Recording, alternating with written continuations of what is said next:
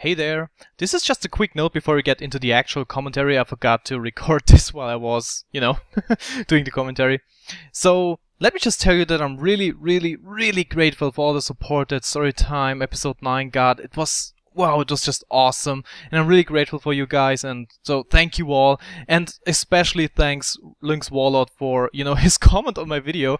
It's ridiculous. I gained more subs in one day because of his comment than I gained in the 2 weeks before. It's it's just huge. So thanks, man, and if I can ever repay this, I will, so we'll see that in the future. So yeah, as I said, thank you all, guys. Thanks for the support, and yeah, let's get into the real commentary.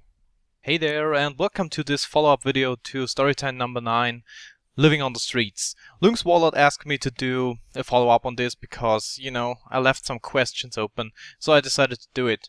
So the first thing is, I will just go over the comments in the comment section. The first thing was, someone said the story doesn't sound true because it was too generalized and stuff like that, and I didn't talk much about it.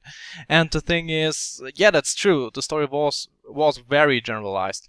But that's just because when I first recorded the story, it was, something like 20 to 25 minutes, and I just knew no one would watch this video because it's just freaking long. No one watches that. And I didn't want to split up it in 2 episodes. That would have been wrong. I don't know. But the thing is, another thing is, it's just, it wasn't that, how would I put it? There weren't that many events that happened during that time. I was staying at school from 8 a.m. to about 5 p.m. every day, every weekday. So yeah, in that time nothing really happened. And after that I just had to find a place to sleep. I was reading a little bit, and yeah, that was it. So this was some kind of normal day for me. And nothing really bad happened. I wasn't robbed or raped or anything like that, So my life was pretty boring at that time, if you want to put it like that. Of course I had to find, food. Not that I would scatter around in the woods and eat something or something like that. So no, I was, pumping or lending, is it called lending, money from other people, and I don't know. It was just a thing to, to get something in my belly, tummy, whatever. So that was the only kind of problem I ran into. And of course I had to do, some things I am not proud of, like, little crimes. Sometimes I just couldn't get the money, so I, stole a little bit. Just don't go to the police with that. But yeah, so it was just, I had to do some things I wouldn't normally do, and it was just some kind of, these kind of things you don't want to talk about. Yeah. And for the rest of it, it was kind of boring. I don't think you want to hear me, talking for over 20 minutes about ridiculous things that probably, are not important. But yeah, so this story really happened, and yeah, I don't know what to say about it anymore. So yeah, Lynx Warlord actually asked me, I can't find the question right here. Oh yeah, he asked me, how did I end up where I am now? So the thing is, when I, actually got the government money back then, I was able to, get a little apartment. It was a very small and very cheap apartment. The heating, is it called like that, was horrible, and it was just small, and don't get me started. It was a horrible apartment, but it was very cheap, so I lived there for a while. I tried to get a job. Have you ever tried to get a job without having a place to live? No, it's not possible here. If you don't have a place to live, they won't give you a job, and if you don't have a job, you won't get a place to live. It's ridiculous. It's but yeah, so I found a little job. I told you about this little job I was helping in an ice cream parlor. Is it called that? Yeah, I was helping there. It was okay. And after I finished school, I only had to pull through maybe half a year or something like that after that. So yeah, after I pulled through that, I was out and I found, other kinds of jobs. Like the one I told you about in a previous episode of Storytime, Teacher for Retards. I think it was episode 8. I'm not really sure about that. So yeah, I found those jobs. And yeah, my life was pretty straightforward back then. But of course I wanted to find a real job, you know, to learn something and or to go to the university. So yeah, after a while I actually had saved up enough money to go to the university to get a little bit bigger apartment. It wasn't that much bigger or that much better, but it was a little bit better. So yeah, I went to the university, and I actually had to quit university after 3 semesters. Is it called semesters? Yeah, because they raised a new fee, so I couldn't afford going to that university anymore, and I had to, you know, to stop studying the one thing that I loved. I really love philosophy. Is it called philosophy? Yeah. So I really loved studying that, but I couldn't afford it anymore. It was about 800 euro per semester, so I just couldn't afford that. I was working 1.5 jobs back then, and yeah, I had to go to the university, and it just wasn't enough. I just couldn't afford it. It was ridiculous. It was too much money, and yeah, so I had to stop it.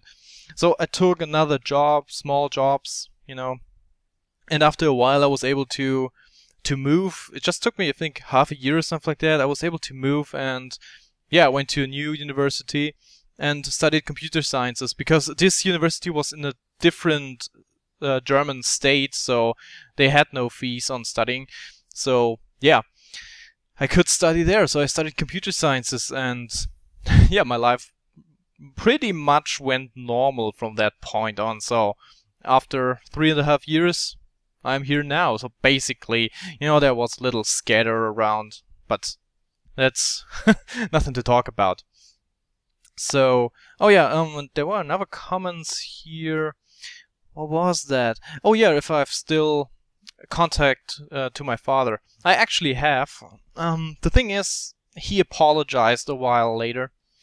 And yeah, he came up to me and he told me, we met in person actually, and he came to me and he just said he was sorry, he knew he made a big mistake, and he knew he never was the father that I needed, you know, all that emotional stuff. It's really not something I, you know, enjoy talking about, but, you know, he apologized, and I'm not the person to hold a grudge, so I just said, yeah, it's fine, you're my father after all, so, yeah. Yeah, I know it sounds stupid, but that's just the thing. He is my father. He, you know, he gave one half of my genes, so I can't really hold a grudge for something he did out of, I don't know, maybe grief because he lost my mother, you know, in the divorce. I don't know. Oh, maybe he lost his job at that time, and I don't know. Maybe he lost his will to live. I don't know. It was just a very hard time for him, so I don't mean to, you know, to justify what he did, but I just think he had his reasons, and yeah, so be it. I didn't want to hold a grudge. And now another person asked in through a YouTube message if why I didn't move to my mother. The thing was, first of all, my mother, yeah, lived in a totally different state, maybe 500 kilometers away, so I wouldn't have been able to go to this school anymore, and yeah, I just wanted to finish high school there because I had my friends there and stuff like that, you know. And the thing is, we had kind of a, you know, bad connection then. It was this thing that she stole a little bit money from me. I never saw that money again, and I can't really go into the details because I would need words that I don't know in the English language, so I can't really explain that.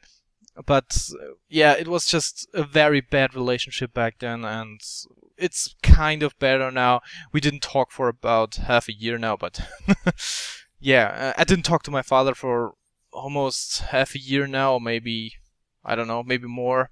It's not a very close family ever since, yeah, my parents split up.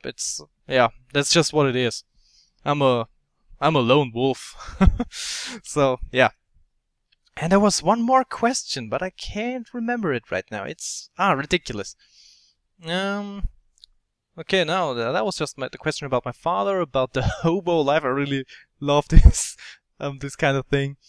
Okay, I don't know. Okay, he was asking about something totally different. So, I don't know, but I think that's almost everything I had to say. It was a horrible time. It took a while, but I kind of managed to pull through it to get my life back on track.